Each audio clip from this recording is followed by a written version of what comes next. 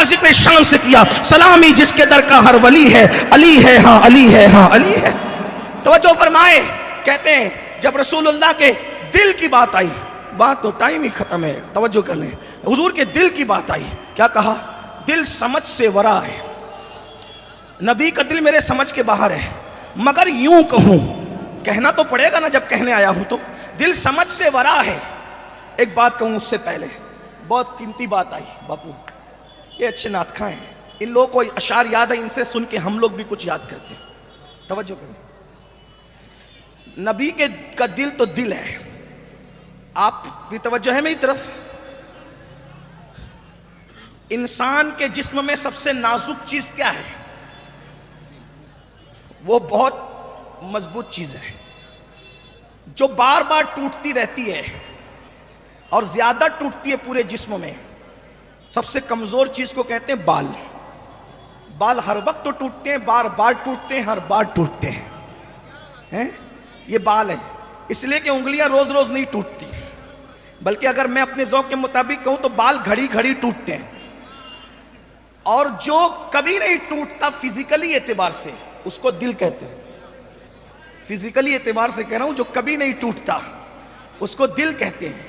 हाँ, अलबत्ता जो बातों से चकनाचूर हो जाता है उसको भी दिल कहते हैं, लेकिन फिजिकली की मैंने कैद लगाई क्योंकि वो कभी नहीं टूटता, और जिस वक्त वो टूट जाता है तो आदमी दुनिया से निकल जाता है। ठीक है, दिल बादशाह है। सबसे कमजोर चीज क्या है? मिल के कह दे, क्या है? सबसे मजबूत चीज क्या है? दिल। अब याद रखना, तवज्जो करना, तवज्जो है। बाल कितने ही टूट जाएं जिंदगी पे कोई असर नहीं आता, बाल जितने ही टूट जाएं जिंदगी पे कोई असर, लेकिन दिल टूट जाए तो जिंदगी पे असर आता है, चाहे फिजिकली तौर पे कहे या माहौरे के एतबार से कहे।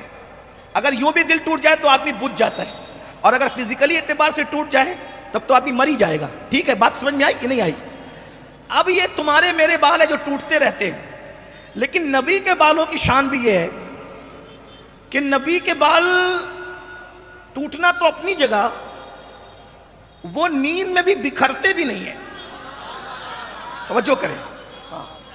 हाँ, फिर मैं कहूंगा, क्योंकि बात इतनी खूबसूरत आई है कि इस पर दो मरतबा हर दो जुमले पे कहना कि मुंबई वालों सुभान अल्लाह बोले, ये गैरत इश्क के खिलाफ मालूम होता है। बल्कि इतनी जिंदा दिली के साथ इसको सुनना चाहिए था कि करीब से गुजरने वाला भी खड़ा होता कि जिक्र किसका हो रहा है कि पूरी महफिल जिंदा हो गई है।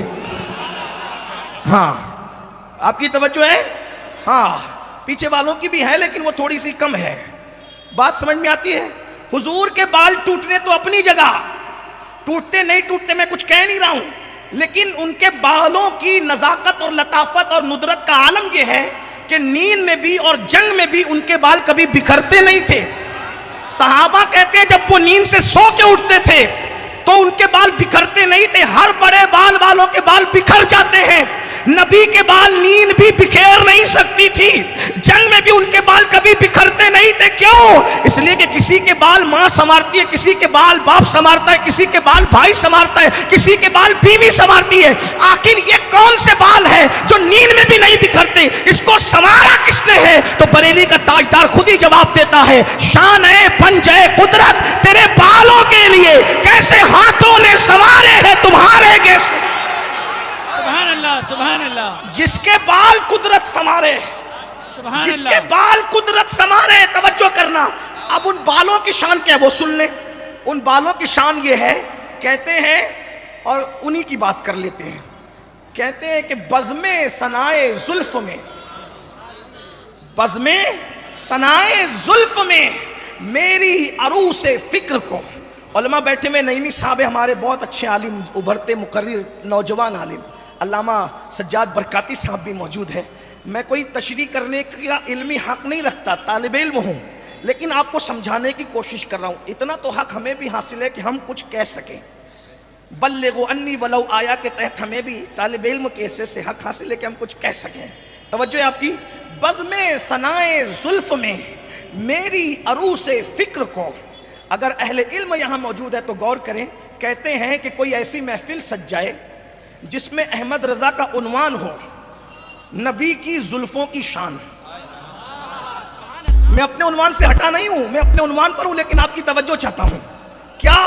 नबी के जुल्फ की शान बयान करने के लिए किसी महफिल में अहमद रजा को बुलाया जाए और कहा जाए नबी की जुल्फों की शान बयान करो, तो जब नबी की जुल्फों की शान में बयान करने लगूं तो मेरी फिक्र की दुल्हन जब नबी की जुल्फों की शान बयान करने लगेगी तो वो क्या कहेगी?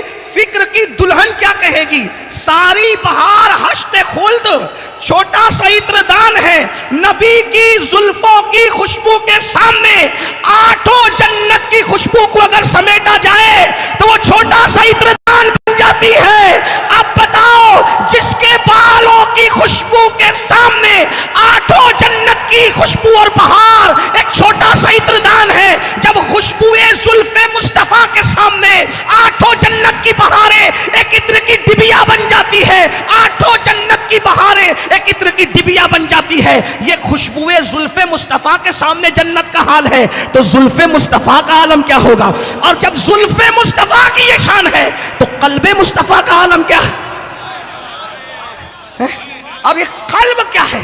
कल्बे मुस्तफा क्या कहते हैं? दिल समझ से वरा है, वरा है, मेरी समझ के बाहर है नबी का दिल। मगर यूं कहूं, गुंचे गुंचे राज़े वहदत पे लाखों सलाम, नबी का दिल अल्लाह के राजों का गुंचा है, गुंचा गुंचा गुंचा। और उसी गुंचे को उर्दू में कली भी कहते हैं और उसी कली को अरबी में ज़हरा कहते हैं। अब तलाश करो नबी के खानदान में ज़हरा है कौन? अल्लाह अकबर। तो पूरे खानदान मुस्तफा में एक ही हस्ती है जिसे ज़हरा कहा जाता है, और वो हस्ती और मादरे हसनैन है।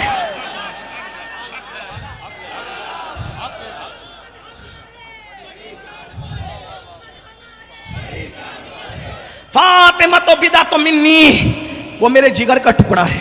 अब बताओ, नबी के दिल के टुकड़े की शान कौन बयान कर सकता है? उसी को सैयदा कहते हैं। ये सैयदा है क्या? मेरे आका सूंघते थे, टाइम हो गया? हाँ, हुजूर सूंघते थे, सैयदा को सूंघते थे और जन्नत की खुशबू पाते हैं और फरमाते थे ये मेरी बेटी दुनिया में जन्नती हूर है, मेरी ये बेटी दुनिया में जन्नती हूर है। और फरमाते थे अल्लाह ने इसको निस्वानी कमजोरियों से पाक रखा है। हाँ, आप अगर इस तरफ तवज्जो नहीं कर सकते तो कोई बात नहीं है, मैं बात बड़ी कर रहा हूं। किसकी बात हो रही पता है? पता है किसकी बात हो रही? गौसे आजम ने जिसको गौस माना है उसकी बात हो रही है। आप क्या समझ रहे हैं? हाँ, आप क्या, या गौस कहने से मुसीबत टलती है तो या फातिमा कहने से क्या होगा? आप समझ रहे हैं? आका फरमाते हैं, बुखारी शरीफ की हदीस है, मैंने मेरी बेटी का नाम फातिमा इसलिए रखा कि फातिमा पे भी जहन्नम हराम है और जो इससे मोहब्बत कर ले उस पर भी जहन्नम हराम है। भाइयों, आप किसके जिक्र का उन्वान देते हो, फिर उसके बाद आप तवज्जो से बेतवज्जो होते हो, रिक्शा की तरफ, गाड़ियों की तरफ, वॉलंटियर की तरफ। नहीं, मैं नाराज नहीं हूं, लेकिन बात किसका जिक्र चल रहा है? इलाही, मेरी ज़बान पर ये किसका नाम आया? किसका नाम आया है मेरी ज़बान पर? आप समझ क्या थे? हाँ, अल्लाह अकबर, सुबहान अल्लाह व बिहम्दिही, सुबहान अल्लाह अज़ीम। बात क्या है? सरकार फरमाते हैं मेरी बेटी फातिमा निस्वानी कमज़ोरियों से पाक है। उसकी तशरीह तो नहीं करता, लेकिन इशारा दे के आगे बढ़ता हूँ। 15 रमज़ानुल मुबारक को ज़ोहर के बाद बेटे को जन्म देती है, इमाम हसन को। ज़ोहर के बाद ज़ोहर की नमाज पढ़ के बेटे को जन्म देती है और असर की नमाज में सैयदा फातिमा मुसल्ले पर खड़ी हो जाती है।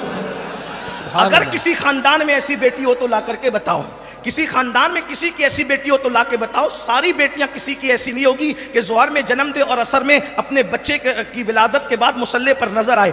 ये तहारत और पाकीज़गी अगर कहीं नजर आएगी तो वो वही घराना है जिसके लिए इन्नमा युरीदुल्लाहु लियुज़हिबा अन्कुम रिज्स वाली आयत नाजिल हुई है। और मेरे इमाम के छोटे भाई कहते हैं उनकी पाकी का खुदाए पाक करता है बयां, आये तथहीर से जाहिर है शान अहले बैत। उनके घर में बे इजाजत जिब्राइल आते नहीं, कद्र वाले जानते हैं कद्र शान अहले बैत।